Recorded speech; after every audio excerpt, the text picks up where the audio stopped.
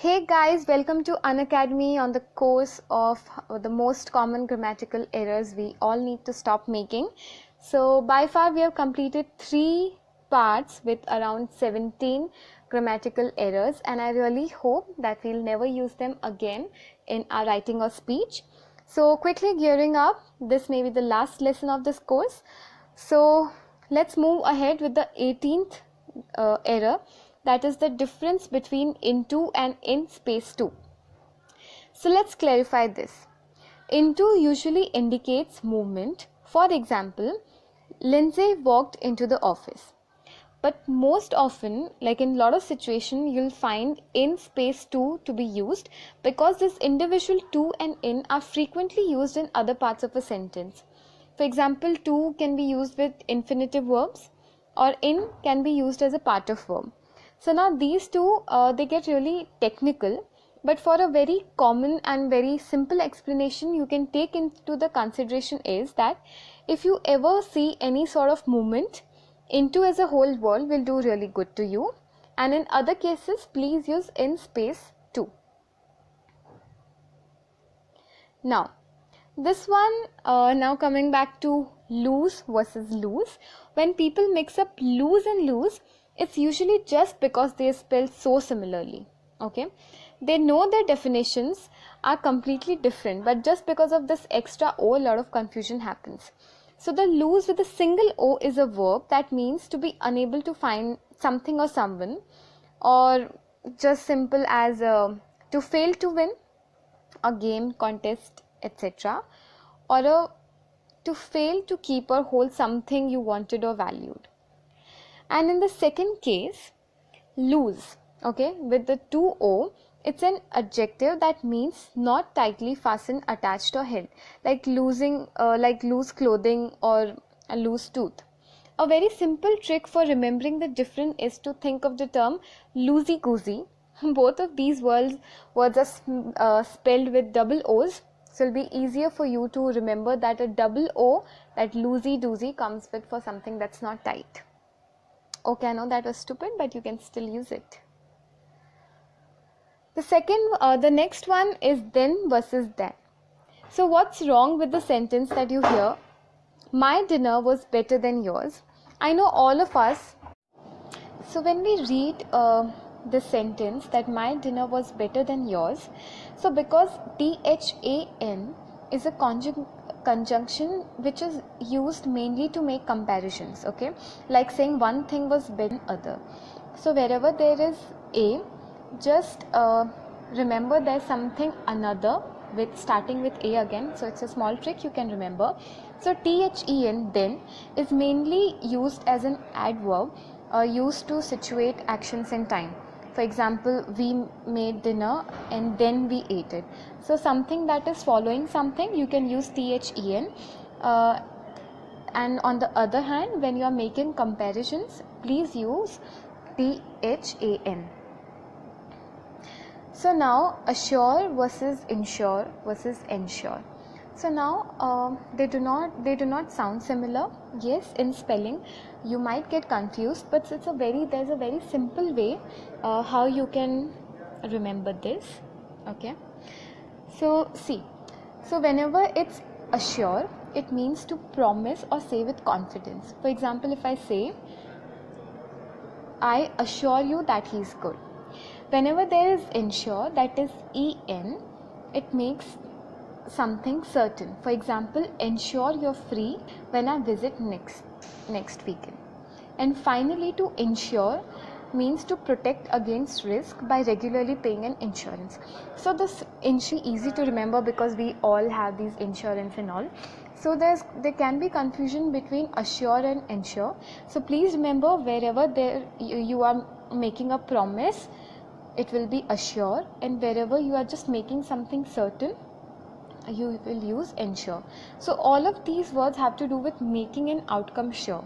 Okay, so please don't get mixed up.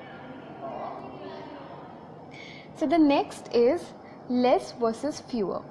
Okay, so whenever you go at some, the checkout aisle of the grocery store says 10 items or less, that's actually incorrect. It should be 10 items or fewer. Why? Because items are quantifiable, you can count out 10 items. So wherever things are quantifiable, use fewer, like fewer M&Ms or fewer road trips, and use less for things that aren't quantifiable, like less candy, less traveling. So wherever you can count, use fewer. Wherever you cannot count, use less. Simple as that. Now semicolons. Semicolons are used to connect two independent clauses that though they could stand out on their own but are closely related. For example, you could use a semicolon in this sentence. Call me tomorrow, semicolon. I'll have an answer for you by then. Okay. Notice that each clause could be its own sentence. But going with the style, it makes more sense for them to be joined because they have some sort of coordination between them. You can also use semicolon to separate items in a list when those items contain comma themselves. For example, eggs and bacon. So they can be two options for breakfast, so you can use a semicolon. So the next one is one of my favorite, okay? Complement versus complement.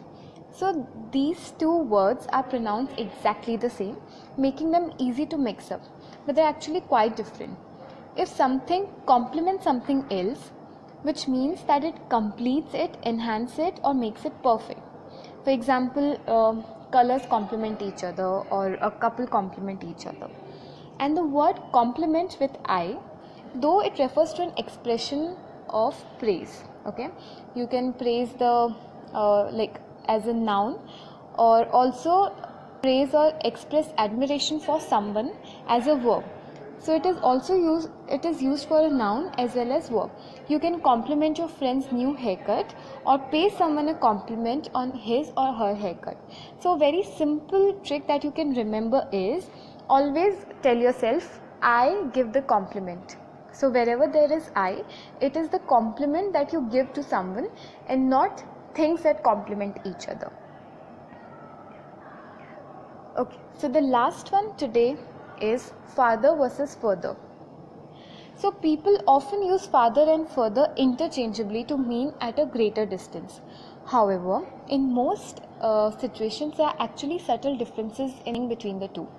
So the farther, that is FARTHER, is more used to refer to physical distances, while further is used more to refer to figurative and non-physical distances. Okay, for example, Paris is farther than Madrid. So whenever we are talking about physical distances, use FARTHER. And whenever you are talking about distances that are non-figurative, like they are figurative and they cannot be measured, you talk in terms of further, that is FURTHER. For example, a marketing team fails further away from its lead goals.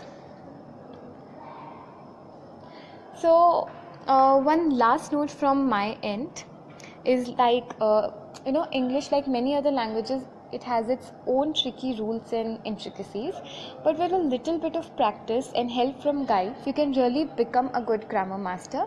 These are just few of the mistakes that I highlighted. There are many more, there will be many more, and none of us are as perfect and not free of surprises that we wouldn't do such mistakes again. Just be careful, read more, get into a habit of reading, read variety, and I'm sure you'll be able to identify more on your own and rectify the same on your own. So all the best for everything you do. Please keep reading, keep this amazing language alive, talk with your friends, practice more, and stay tuned for more courses similar to this. Thank you. This is Pooja signing off with this course. And any recommendations, feedbacks, comments, they are always welcome and I'll be awaiting them. Thank you so much and please take care of yourself. Bye-bye.